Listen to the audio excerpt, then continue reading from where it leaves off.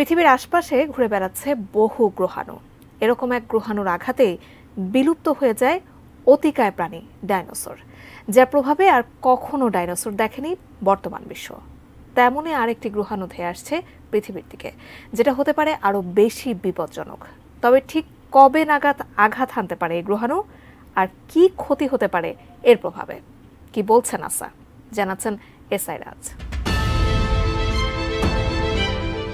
আধুনিক যুগে বিজ্ঞান ও প্রযুক্তির ছোঁয়ায় হাতের মুঠোয় পৃথিবী।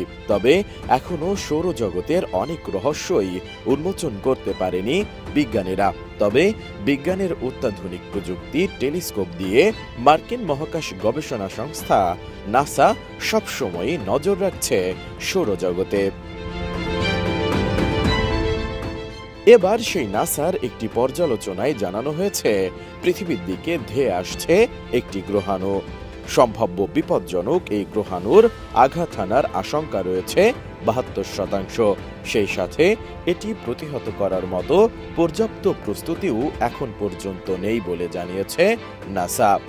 ভারতীয় সংবাদ মাধ্যম এনডিটিভির এক প্রতিবেদনে এমন তথ্য জানানো হয়েছে।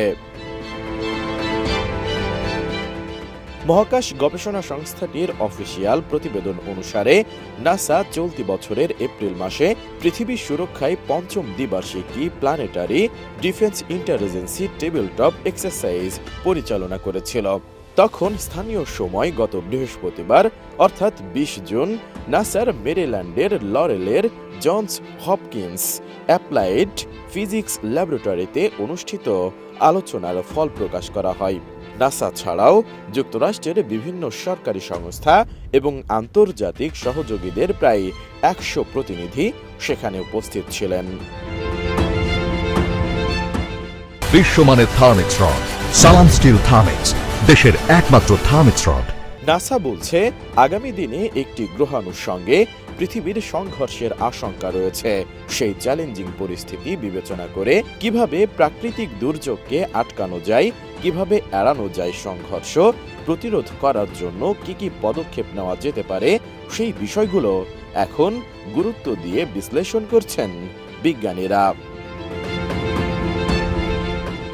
প্রাথমিক গণনা অনুসারে প্রায় ৭২% শঙ্কা রয়েছে যে আগামী ১৪ বছরের মধ্যে এই গ্রহাণু পৃথিবীতে আঘাত হানতে পারে।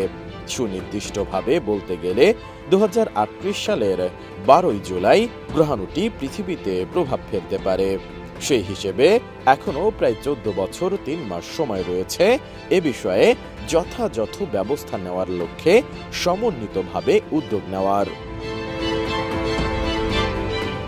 তবে প্রাথমিক এই পর্যবেক্ষণ থেকে ওই গ্রহাণুর আকার, গঠন এবং দীর্ঘমেয়াদী গতিপথ সঠিকভাবে নির্ধারণ করা যায়নি বলেও জানিয়েছে নাসা।